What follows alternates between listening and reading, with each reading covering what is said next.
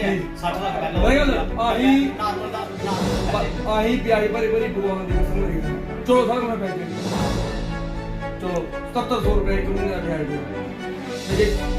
6 महीने के पैसे मिले थे अगले 6 महीने में आगे अपने बच्चे ये सुनाओ अभी तो सारा तक बिजनेस ही है ना असल कंट्रैक्टर एक जड़ा है वो देश की चलाना है असल अपने पैसे लाइए अपने पैसे लाने बावजूद अभी डिपार्टमेंट आ गया जब कोई नुमाइंदे आ गया हथ जोड़ी है कोई खेती थोड़ी करनी कि देखते थोड़ी नहीं तुम्हारा देखते आसिक सरकार ने परमिशन है और सरकार ने एक आर्डर कट रहा है पर्टिकुलर अगर आर्डर की कापी थोड़े कोल नहीं है तो अगर थोड़े कोल नहीं है तो मैं तुम्हें कहूँगा ना कि बिना पैसे दे कोई तो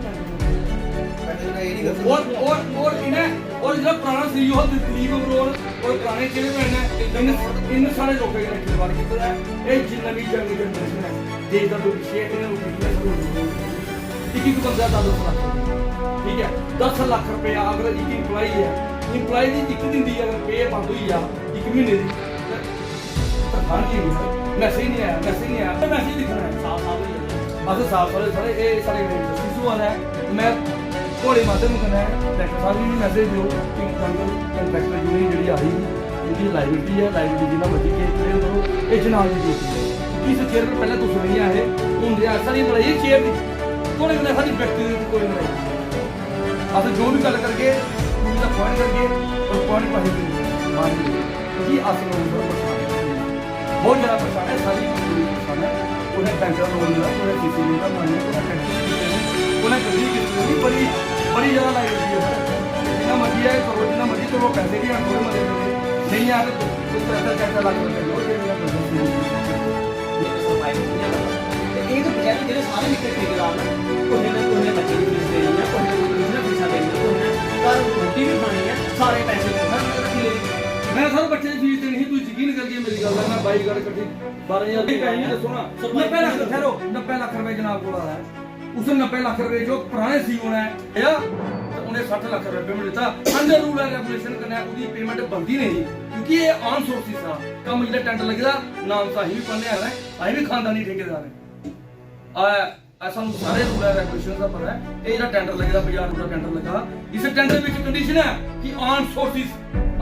का मतलब होता कि उत्थे दुकाना बिकनगियां ते उसी पैसे मिलणगे नहीं बिकनगियां नहीं पैसे मिलणगे ये मिली भगती ने जिहड़ा इन्हां काम कीता है ये बड़ा गलत कीता है ਇਹਦਾ खामियाजा भुगतना ही पौना है अज नहीं भुगतणगे कल नहीं भुगतणगे भुगती ते लिया सीईओ कुर्सी चली गई चेयरमैन की कुर्सी चली ते चोर मसेरे पाई ये दुनिया कहां से आई दो इकट्ठे रहे डाकू सारे लोग काम नहीं कीता सीधी गल है कोई गुस्सा करे गिला करे जो मर्जी करे आ सब बोलना सारा अपने करता है सानू ना पुराने चेयरमैन ने सानू डेलीवेटरी ना परेशान किया जनाब और सर पैसे भी नहीं है और अभी पैसे तो उड़ा नहीं रहे और चिट्ठियां कढ़ाई लेटर कढ़ाई कौंसलर की मीटिंग ऐसी नहीं तंग करना ऐसी लेटर लिखी था सारा के गल है काम ही कीते हैं जनाब भाई फ्री काम कीते हैं फ्री काम ने तो पैसे नहीं दो फ्री के काम होए ना यहाँ पाइना भी सराय है ठीक है यहाँ बच्चे भी खेल गए क्योंकि हम उत्ता कराओ क्योंकि हाइजेशन ही लगी है भाई हमारा इतनी छुट्टी है तो हाइजेशन लगी है हमारा ही अपने करना पड़ाई करती है सर भाई डायरेक्टर साहब भी मीडिया के माध्यम के एक मैसेज देना चाहते कि जनाब कुछ भी लोग सर एक हुआ रहे हो बड़े अच्छे हाने साफ करो वो उसाने इसलिए फैला गया है कि जेडी थोड़े शहर की नीचे था बड़े असली की करना जो लोकल हो तो लोकल ही तंग करना क्योंकि हाने इसलिए मतलब ये होता है कि इंसाफ होना चाहिए अरे पता है ना ਸਾਨੂੰ ਬੁਲਾਣਾ ਚਾਹੀਦਾ ਸਾਨੂੰ ਸੱਜਣਾ ਚਾਹੀਦਾ ਕਿ ਦੱਸਣਾ ਕੋਈ ਕੀ ਪਸੰਦ ਕੋਈ ਕੀ ਮੁੱਦੇ ਲੋਕਾਂ ਦੇ ਨਾਤੇ ਅਸੀਂ ਮਾਈ ਦੀ ਜਿਤਮਾਨ ਸਮਾਨ ਕਰਦੇ ਹਾਂ ਆਪਣੇ ਘਰ ਸਭ ਕੁਝ ਪਾ ਲਓਗੇ ਹੈ ਲਾਈਟਾਂ ਵੀ ਲੱਗਣੀਆਂ ਸਭ ਕੁਝ ਪਾ ਰੋਡ ਤੋਂ ਲਈ ਜਾਂਦੇ ਘਰ ਤੱਕ ਵੀ ਲਾਈਟਾਂ ਲੱਗਣੀਆਂ ਸਾਰੇ ਘਰ ਦੇ ਬਾਹਰ ਰੋਡ ਨੂੰ ਪਾਣਾ ਬੱਚੇ ਆਪਣੀ ਸ਼ੇਖ ਦੇ ਬੱਚੇ ਚਲੋ ਮੇਰੇ ਘਰ ਵਿੱਚ ਜਨਾਬ को करना गली नहीं वो आता है देखिए कि जैसे कि आपको पता है कि पिछले काफ़ी दिनों से जो हमारे युवा कंट्रैक्टर हैं उनकी काफ़ी ज़्यादा पेंडिंग डिमांड थी कुछ पेमेंट के रिलेटेड कुछ मसले थे तो आज हम सीईओ साहब के पास आए थे चेयरमैन साहब थे नहीं यहाँ पे कहीं मीटिंग में गए हैं तो हमारा यही मुद्दा है कि हमारी जो पेमेंट्स हैं पिछले एक साल की हमारी काफ़ी ज़्यादा पेमेंट्स हैं जहाँ तो हम सीओ साहब के पास आए थे कि सर हमारी कुछ पेमेंट जो है वो निकालो। तो सीओ साहब ने आश्वासन दिया है कि मुझे डायरेक्टर साहब की इंस्ट्रक्शन है कि जो हमारे पास 90 लाख रुपए जो पड़ा है उसकी जो अप्रूवल जो डायरेक्टर साहब ने हमें दी है कि जो बिल्डिंग बन रही है यहाँ पे जो कम्प्लेक्स बन रहा है बाज़ार में उसको पेमेंट दी जाए। तो मैं आपके माध्यम से एक बात और कहना चाहता हूँ कि जो पुराने चेयरमैन थे नरेश शर्मा जी, इन्होंने और जो पुराना सीईओ था दिलीप अब्रोल, इन दोनों ने मिली भगती से जो है हमारा जो नॉर्मल हेड का जो पैसा था जो हम कंट्रैक्टरों को सभी को मिलना था, इन्होंने अपनी मिली भगती से दोनों ने सांठ गांठ की कंट्रैक्टर के साथ और उसको जो है 60 लाख रुपए इन्होंने उसको पेमेंट दे दी। जब हम जहां पूछने आए तो हमारे साथ ये किया गया, अकाउंटेंट ने भी किया, चेयरमैन ने भी किया। चलो उन बातों को छोड़ो, हमने क्या लेना है, हम यही कहना चाहते हैं कि हम कंट्रैक्टर हैं, युवा कंट्रैक्टर हैं, देश का भविष्य है और प्रधानमंत्री साहब का एक ही सपना है कि जो देश का युवा है उसको हमने आत्मनिर्भर भारत बनाना है। तो ये सभी आत्मनिर्भर भारत हैं। आत्मनिर्भर भारत का अगर 6 महीने या 1 साल पैसे अगर दफ्तरों में अगर फंसे रहेंगे तो कंट्रैक्टर जो है वो कैसे अपने घर अपनी रोजी रोटी और अपने परिवार की और अपनी जो लेबर्स उनके पास जो परमानेंट रहती है, ट्रैक्टर भी होते हैं, इनका कैसे खर्चा उठाएंगे। हम काफ़ी परेशान हैं। हम सीओ साहब को बोला कि सर हमारा जो सेविंग अकाउंट है वो भी खाली है, हमारी जो सीसी लिमिट्स है वो भी खाली है और हम लोग ब्याज पर ब्याज दे रहे हैं। बैंक वाले आपको पता है किसी को स्पेयर नहीं करते हैं, अकाउंट में आपके पैसे होने चाहिए, आपके पूछे बिना ही ये पैसे काट लेते हैं। तो मैंने सीईओ साहब को यही बोला कि सर इसका कोई ना कोई सोल्यूशन किया जाए और सीईओ साहब ने हमें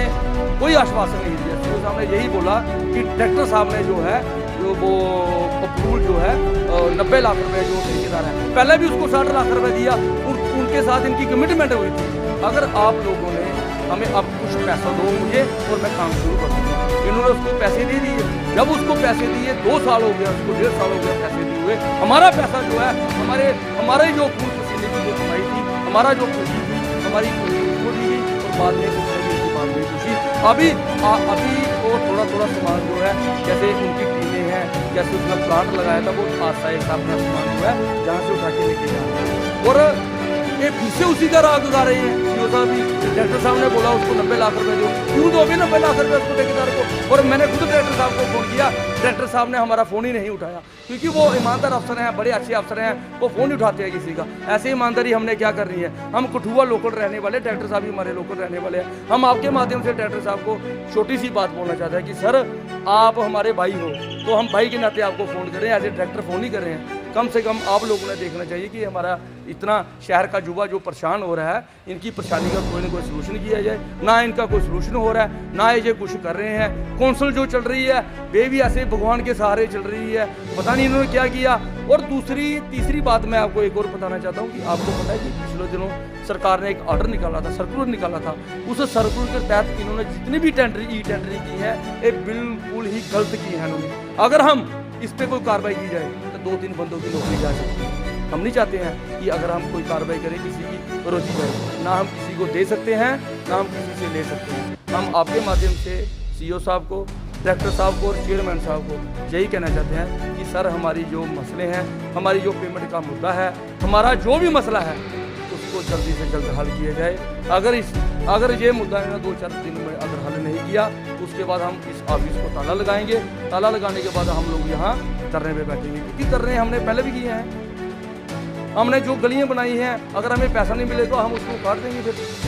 ऐसा ही होगा ना, अगर नहीं देंगे ये कुछ तो हम लोग अपने बच्चों को, अपने परिवार की कैसे परवरिश करेंगे, पहले हमें ये बताएंगे। मैं आपके माध्यम से इतना कहना चाहता हूँ। जय हिंद, जय भारत, जय जय श्री श्री। आज कुछ हमारे गवर्नमेंट कॉन्ट्रैक्टर थे, आज म्यूनसिपल कौंसिल में आए हुए हैं। आज का मुद्दा यही था कि कुछ हमारे जो कॉन्ट्रैक्टर हैं उनकी पेमेंट्स कम से कम 1 साल से जहाँ पे अटकी हुई है और ना ये म्यूनसिपल कौंसिल देने का नाम ले रही है। लेकिन मुझे ये समझ नहीं आती ये जो ईओ साहब हैं, जहाँ अकाउंटेंट साहब हैं, पहले तो ये देखें कि पहले अपनी सैलरी बंद करें ना, पहले 1-1 महीना 2-2 महीना अपनी सैलरी ना लें, फिर आगे सर्वाइव करें। ये तो हमारे ठेकेदार है, जहाँ जो नया युवा है जो ठेकेदारी के लाइन में पड़े हुए हैं, ये सर्वाइव कैसे करेंगे। इनके 1-1 साल में की पेमेंट है जो जहाँ पे अटकी हुई है, ये अपने बच्चों की फीसें कैसे देंगे, अपने बच्चों को सर्वाइव कैसे करवाएंगे। और मुझे लगता है कि ये सारी की सारी मेरी वक्त है। म्यूनसिपल कौंसिल ने अप्रूवल देके टेंडर लगवाए PWD, और PWD एक्शन ने बेवकूफ़ बनाया कॉन्ट्रैक्टर को, जबकि NIT के नीचे लिखा जाता है कि फंड्स अवेलेबल। तो इसका मतलब म्यूनसिपल कौंसिल और PWD ये इनकी सारी मिली वक्त है और कॉन्ट्रैक्टर को बेवकूफ़ बनाया गया। अगर हमने एक RTI लगाई थी, जिसमें इन्होंने अपनी जो लाइबिलिटी है इन्होंने पूरा क्लियर किया था 3 करोड़ 84 लाख, लेकिन वो 3 करोड़ 84 लाख बन की कैसे? लेकिन हम ये कहना चाहते हैं, पूरे कॉन्ट्रैक्टर हैं, अभी तो पूरे कॉन्ट्रैक्टर आए नहीं हैं, लेकिन हम ये इनको म्यूनसिपल कौंसिल को कहना चाहते हैं कि अगर 1-2 दिन में ये सबकी पेमेंट का इन्होंने इंतजाम नहीं किया तो हम म्यूनसिपल कौंसिल के नीचे जहाँ पे बैठ के और अपने बच्चे भी जहाँ पे ले आएंगे और पूरे कॉन्ट्रैक्टर जहाँ पे बैठेंगे और धरना देंगे। पांचवी बात मैं एक और बताना चाहता हूँ, जो पुराने चेयरमैन रहे हैं जिन्होंने अपने चहेतों को पेमेंट दी है, अपने चहेतों को दी है, जितने भी इनके चहेते कॉन्ट्रैक्टर थे उनको उनकी पेमेंट, उनका बिल कभी नहीं रुका। जितने भी लड़के जो हैं इनकी पर्सनली और डेलीबरेटली इन लोगों की पेमेंट रोकी गई जो पहले चेयरमैन रह चुके हैं। बस मैं क्या